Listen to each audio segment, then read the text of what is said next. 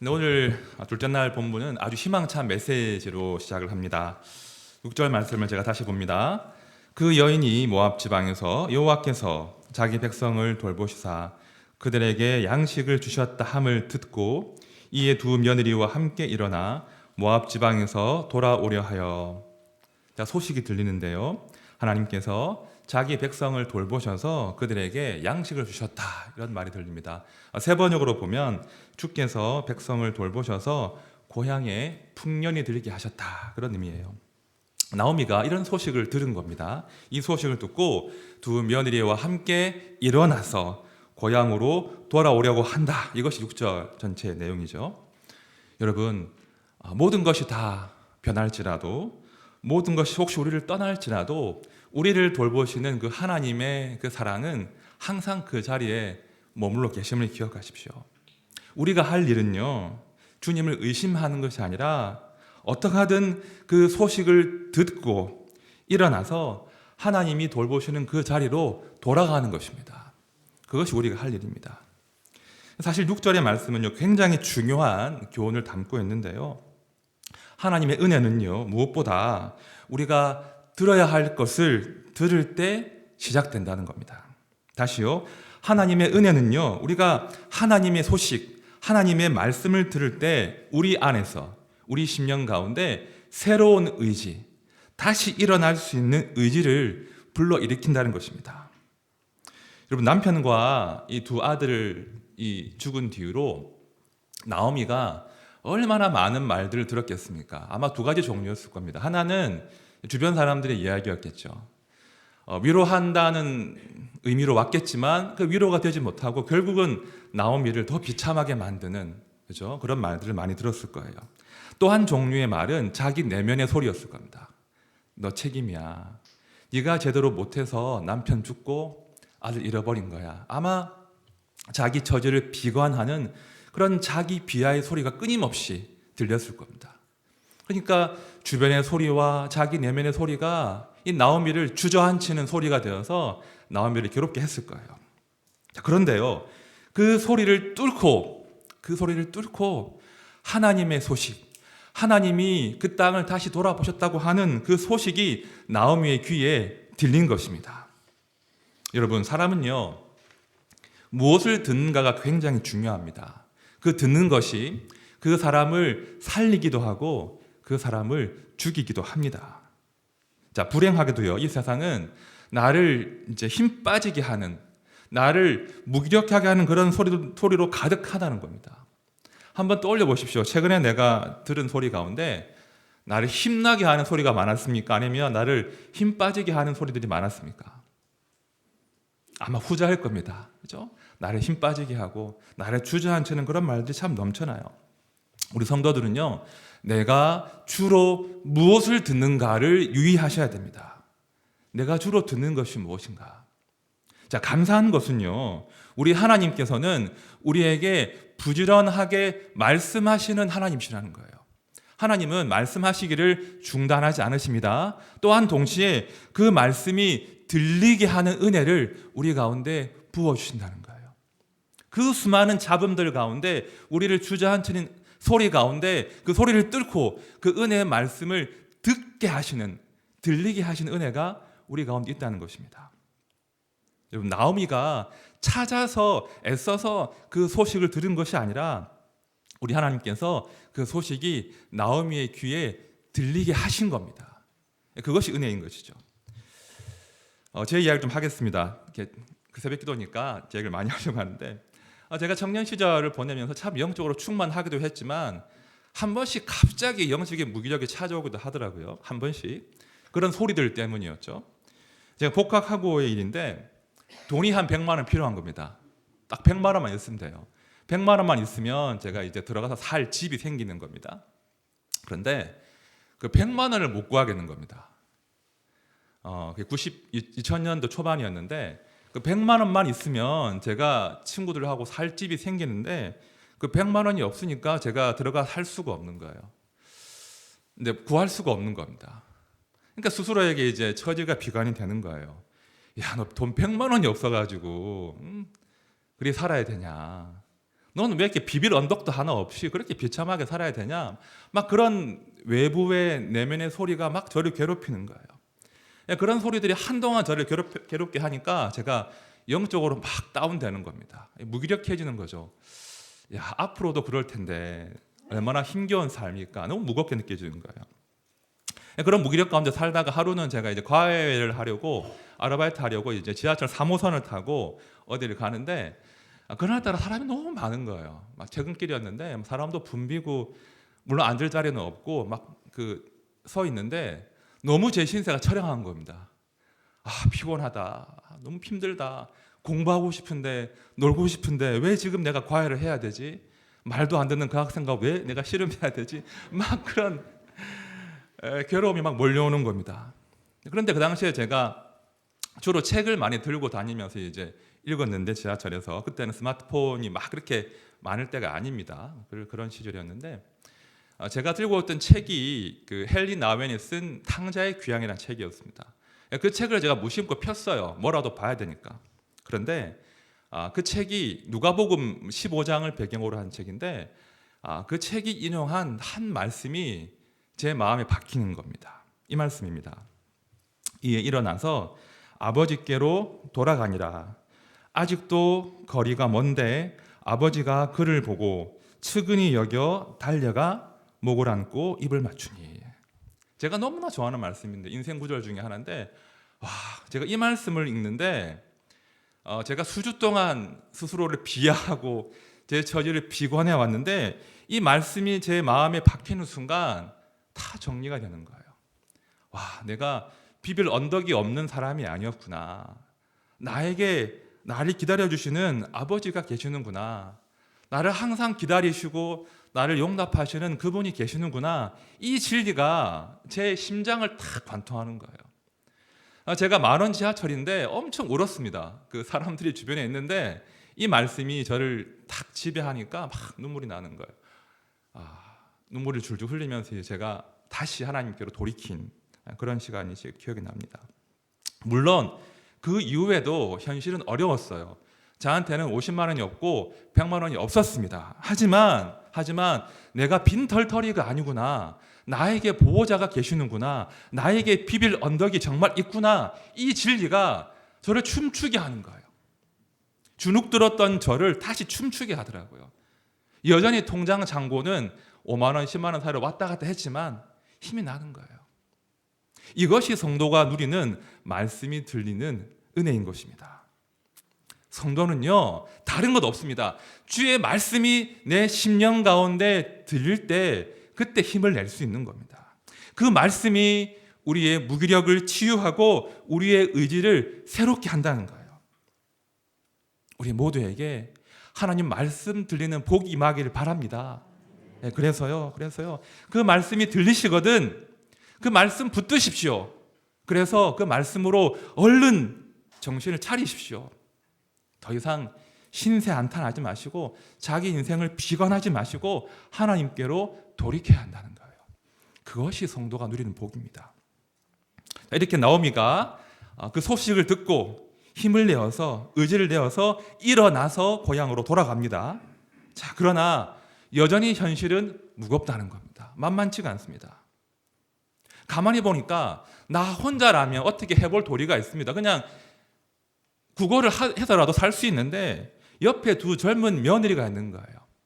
또 모압 여인들입니다. 상황이 뻔하거든요.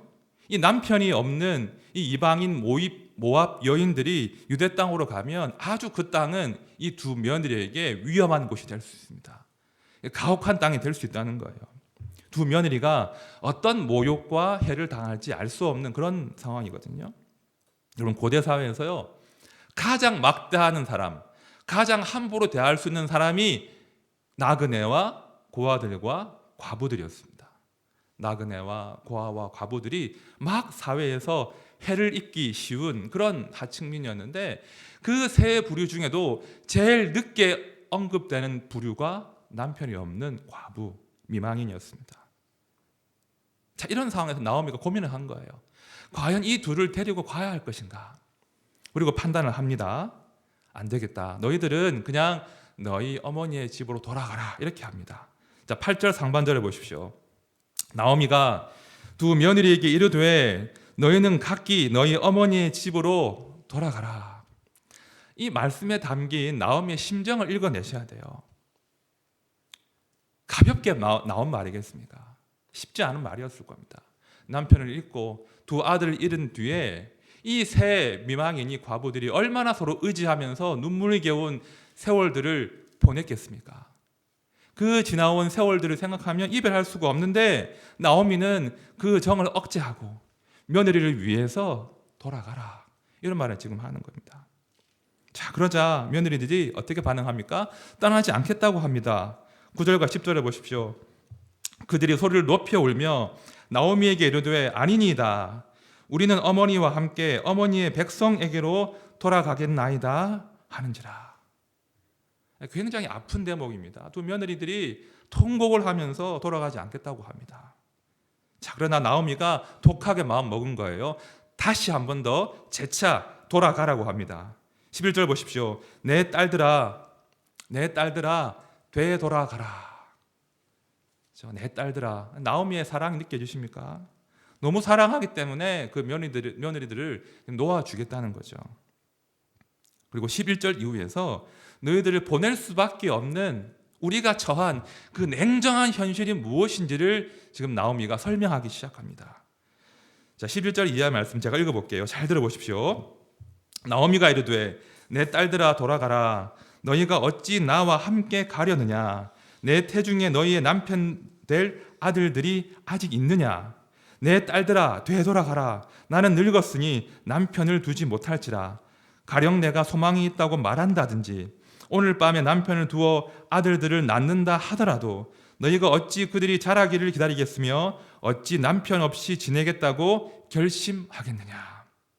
자, 좀 어려울 수 있는데요, 우리가 새벽이지만 룻기 전체를 이해하려면 지금 이 말의 의미를 정리해야 됩니다. 지금 이 말은 당시 이스라엘의 고유한 관습인 계대 결혼에 관한 말이에요. 계대 결혼.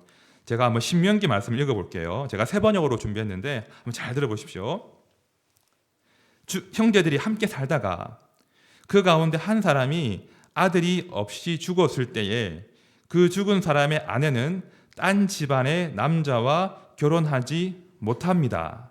남편의 형제 한 사람이 그 여자에게 가서 그 여자를 아내로 맞아 그의 남편의 형제 된 의무를 다해야 합니다. 그래서 그 여자가 낳은 첫 아들은 죽은 형제의 이름을 이어받게 하여 이스라엘 가운데서 그 이름이 끊어지지 않게 해야 합니다.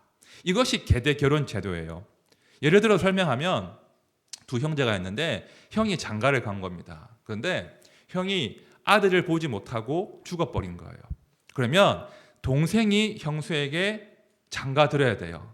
동생이 형수를 아내로 맞이해서 그 형수가, 그 아내가 아들을 낳으면 그 아들은 내 아들이 되는 것이 아니라 죽은 형의 아들이 되는 거예요.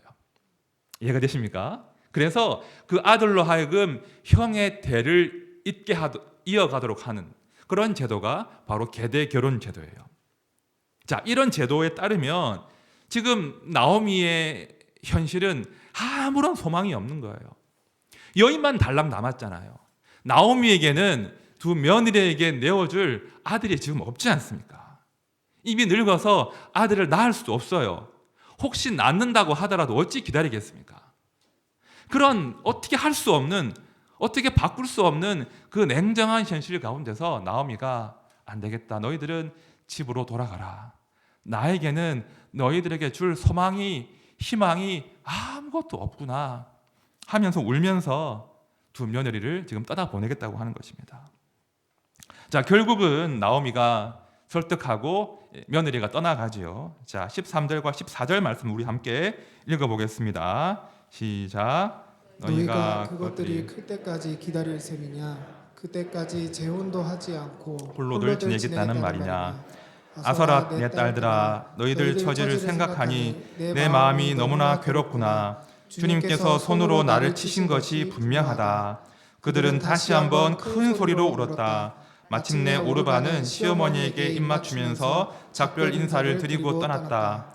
그러나 룻은 오히려 시어머니 곁에 더 달라붙었다. 참 아픈 이별의 한 장면인데요. 남편과 두 아들을 떠나보낸 것도 너무나 비극적이고 비통한 일인데 이제는 사랑하는 그 며느리도 떠나보내야 하는 그런 생이별을 하는 처지가 지금 나오미가 마주한 그런 불쌍한 처지입니다. 이 나오미의 인생은 보면요, 사실은 이 나오미가 상징하는 것은 우리 인생의 모습인 것 같아요. 하나님을 떠난 인생들, 잘 살아보겠다고 하나님을 떠난 인생들이 어떤 근원적인 고통 가운데 빠질 수밖에 없는가, 그죠? 그가 잘 살고자 했으나 결국은 이별과 아픔을 맛볼 수밖에 없는 그런 인생들을 지금 보여준다는 것이죠. 사실 룻기의 전반부가 이런 내용이에요. 룻기의 전반부는 이별의 이야기입니다. 이별과 상실의 이야기예요. 하나님과 이별한 한 가족이 가장 아빠 남편과 이별하고 두 아들과 이별하고 또 두 며느리와도 이별하는 그런 스토리예요. 하나님을 떠난 이후로 우리 인생들이 어떤 고통 가운데 처할 수밖에 없는가, 우리 인생의 실존이 얼마나 불쌍하고 가련하는가, 이것을 지금 나오미의 생이 보여준다는 것이죠. 제가 이 이별의 대목을 묵상을 하다가 제 옛날 이야기가 또 떠올랐습니다. 참 아픈 이별인데 저도 아픈 이별을 한 경험이 있거든요. 아버지가 돌아가신 이후로 제가 7살, 누님이 9살이었는데 아버지가 긴 병 끝에 돌아가셨기 때문에 집에 남은 것이 하나도 없지 않습니까?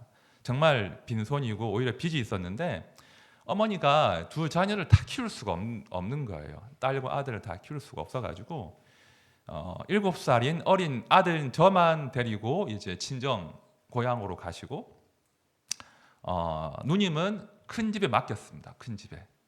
그래서 이제 생이별을 했죠. 저는 그때 어렸기 때문에 저는 엄마와 함께 했기 때문에 엄마와 그 누님의 그 아픔을 알지 못했던 것 같아요. 그냥 엄마가 내 곁에 있으니까요. 근데 나중에 보니까 너무나 아픈 이별이었더라고요. 그 엄마와 누님이 헤어져 하는 그 상황이요. 그렇게 이제 지내다가 조금 한 3년, 4년 뒤에 이제 생활이 조금 안정이 돼서 방학 때만 누님이 집에 오는 거예요. 방학 때만 한 달 집에 있다가 이제 다시 부산으로 갔는데 그때 제가 조금 알겠더라고요. 누님과 이제 한 달 정도 지낼 때 얼마나 많이 싸웠겠습니까? 그죠? 남동생 누나는 엄청 싸우는 원래 사이지 않습니까? 맞죠? 엄청 싸웠는데 막 싸움 끝에 제가 장난을 치다가 이불을 탁 뒤집어 쓰고 딱 들어갔어요. 장난을 치다가. 그런데 어머니께서 누님한테 너희 좀 있으면 또 헤어질 텐데 왜 이렇게 싸우니? 그 말씀하시는 거예요. 누나랑 막 싸우고 놀다가 혼자 이불을 뒤집어 썼고 저 혼자만의 공간에 있는데 엄마가 누님에게 하는 말씀이 또 헤어질 텐데 왜 그리 싸우니? 좀 잘 지내. 그러시는 거예요. 제가 그 말을 듣는데 어린 나이지만 너무나 슬픈 거예요. 막 울었어요. 정말 슬픈 일이구나. 누나가 우리와 함께 살 수 없다는 것이 정말 아픈 일이구나. 그때 제가 깨달았습니다. 그리고 또 누나를 떠나보냈죠. 제가 그 일들을 추억하면서 이 본문을 제가 또 봤어요. 우리 인생이 얼마나 가련한가. 그죠? 너무나 서로 사랑하고 너무나 함께 행복한 삶을 꿈꾸지만 뜻대로 되지 않는 인생. 그래서 그 냉정한 현실 때문에 어쩔 수 없이 그 안타까운 눈물의 이별을 선택할 수밖에 없는 우리 인생. 그것이 우리 인생의 가련한 처지라는 것이죠. 자, 그런데 제가 이 대목을 묵상하다가 말씀이 하나 떠올랐습니다. 말씀을 들어보십시오. 내 고아들을 버려도 내가 그들을 살리리라. 내 과부들은 나를 의지할 것이니라. 내 고아들을 혹시 너희가 버리더라도 그 고아들 내가 책임질 거다. 내 과부들 누가 책임지지 않더라도 내가 책임진다. 나를 의지하면 된다. 이 말씀을 우리 주님이 하시는데요. 여러분, 우리 하나님은 누구보다 가장 약한 사람들, 가장 함부로 대할 수밖에 없는 그런 가장 낮은 자들의 보호자가 되어주신다는 거예요. 고아와 과부 어떤 사람들입니까? 누구보다 이 땅 가운데 이별을 많이 경험한 사람이에요. 누구보다 이 땅 가운데서 아픈 이별과 죽음을 처참하게 경험한 사람들이 고아와 과부들인데 우리 하나님께서 내가 그들을 책임진다 말씀하시는 거예요. 놀랍지 않으세요? 아무도 거들떠 보지 않는데, 아무도 주목하지 않는데 우리 하나님은 아니야, 나는 책임질 거야, 내가 돌볼 거야, 나를 의지하면 돼 라고 지금 약속하시는 거예요. 그것이 우리 하나님의 사랑입니다. 그래서 오늘 본문에서 나오미에게 여전히 소망이 있는 거예요. 룻에게 여전히 희망이 있더라는 겁니다. 여러분, 이 여인들의 이야기가 성경에 정경으로 채택되어서 실린 것 자체가요, 우리 하나님이 이 여인들을 주목하신다는 강력한 증거가 된다는 것입니다. 오늘 말씀을 보십시오. 말씀을 마무리하는 지점에서 하나님께서 그 희망의 조각을 남겨두십니다. 자, 14절 마지막 대목 보십시오. 룻은 그를 붙쫓았더라. 자, 세 번역을 봤죠. 그러나 룻은 오히려 시어머니 곁에 더 달라붙었다. 놀랍지 않으세요? 여러분, 이 나오미에게 하나님께서 다 빼앗아 가실 줄 알았는데 룻을 남겨두신 거예요. 하나님이 룻을 남겨두심으로 나오미를 위로하시는 거예요. 룻은 나오미에게 남겨주신 한 조각, 비록 작지만 그 한 조각의 소망이고 희망이었습니다. 나오미가 이제 룻 때문에 살아가는 거예요. 룻마저 갔다면 나오미는 생을 포기했을 거예요. 막 살았을 거예요. 하지만 룻이 있기 때문에, 룻 때문에 나오미는 또 용기를 낼 수 있는 겁니다. 또 살아갈 이유가 생기는 겁니다. 우리 하나님은요, 그런 분이세요.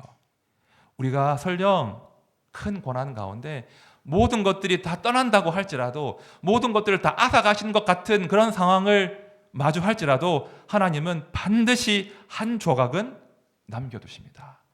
그래도 이것 붙들고 살아라. 그래도 이거 남겨둘 테니까, 이 희망의, 이 소망의 한 조각을 남겨둘 테니 이것 붙들고 버텨야 돼. 이것이 우리 인생을 향하신 하나님의 사랑입니다. 말씀을 정리합니다. 우리가 말씀을 듣고 주께로 돌이킨다고 결심하지만요, 현실은 냉정해요. 현실은 여전히 무겁습니다.